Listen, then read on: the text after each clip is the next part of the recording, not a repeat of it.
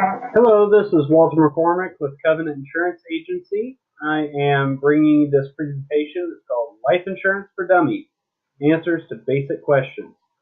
So what we're going to be doing is going through some of the basic kinds of life insurance, and this is going to be very cursory and very brief. So this will be about 10 minutes long. So if you have questions, there's contact data at the end. You can reach out to me and I'll answer any questions that you specifically have. Okay, so what is life insurance? So life insurance is a purchase amount that is to be paid out upon the death of the person who the policy covers. The amount paid out is called the death benefit. This is the money that will go to the beneficiary, the person named to receive the money once the insured passes. There's many different kinds of life insurance, and these will be covered in the following slides.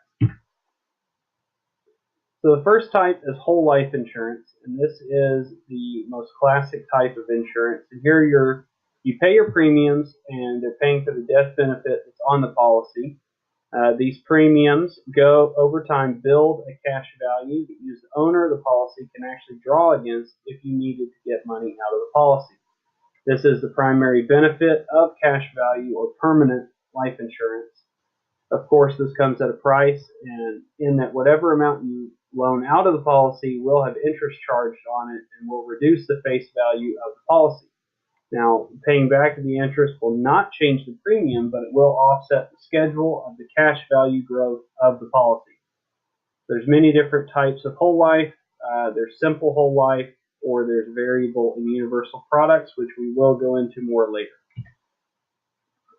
So here's an example. So let's say you had a $50,000 death benefit or face value, and the premium was $1,200 annually or $100 monthly.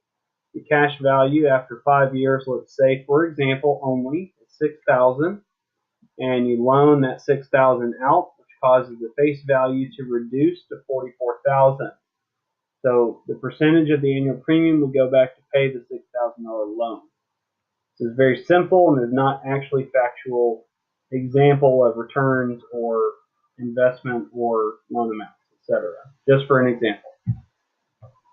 The next is term life. So term life is very broadly known. It's what's commonly referred to as rented insurance. The premiums are fixed and they don't change over the term of the policy, and they're usually significantly cheaper than whole life or cash value life insurance. The way I like to look at it is term life is not guaranteed to pay over past the term, whereas whole life will pay for your whole life. This is why it is more expensive. So this is a great mode of insurance to set up when you need a lot of death benefit without breaking the bank. So this does not generate cash value and can't be loaned against. Terms that are usually offered are 10, 15, 20, 25, and 30 years. Here's an example. Let's say you have $250,000 for 20 years. Let's say it's $25 a month or $300 annually for 20 years. So the total you're going to pay over 20 years is $6,000. So that's a lot of bang for your buck. There's no cash value. You can't loan against it. Basically, if you die within that 20 years, your beneficiaries will get a check for the death benefit, which is $250,000. If you do not die in that time, then the policy will go away or need to be reapplied for with a new premium and medical checks, etc. So basically, the insurance company is betting on you outliving the policy, and you are betting on if you need the policy and you die within the term, then it will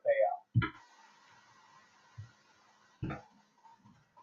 The next type of whole life or cash value insurance is universal life insurance. So the benefit to this is that you have an option to pay extra money into the policy, which then builds cash value faster. This is good for certain applications, which I'll go over in a later slide, but it's for people that are looking to put money in a protected environment that others can't get to. Now, the downside to this policy is that later years, the cost of insurance does rise. So it will eat up the cash value of the policy, not more than you put in, depending on your loans. And there's a lot of factors there, which I'll explain more in another video. But you're going to look at one of these, be sure to ask the agent for all the details, and you don't want to be unpleasantly surprised later when you count on it to pay out and the policy is actually gone. So here's some pros and cons for it. You're able to put the extra money into it. This is a big pro. It has cash value to loan against, and it's extremely versatile and can be used in various applications such as key employee insurance, compensation plans, estate planning, and many more. Some of the cons are the cost of insurance rises over time, thus eating the cash value, and it's more complex, requiring a thorough understanding of it. So there's a lot to think about when it comes to assessing what your needs are and what you need the life insurance for, as well as what the purpose of the policy is. This is an area that you should spend some time with an agent to determine. It is utterly vital to be open and communicative in regards to your family situation, your financial situation, and what it is that you want to achieve, as if you do not give this to your agent, it could lead to disaster. I use that word for a reason. So things such as other estate plans, children, retirement plans, your other investments should all be discussed. If your agent does not ask you about these things, is just trying to sell you one particular type of policy, you should be wary. Now, the only exception to that is if you call them and you're like, hey, I need a 10-year term for blah reason. That's a whole different story and would be handled very easily. So this is an important topic. A lot of people ignore life insurance, but that is pretty stupid if you ask my opinion. So these are some basic pieces of information to start the conversation. If you have any other questions, feel free to reach out to me. Be more than happy to answer any other questions you have on the subject. And I hope that this has been helpful. I look forward to helping you in the future. So this is Walter McCormick signing off.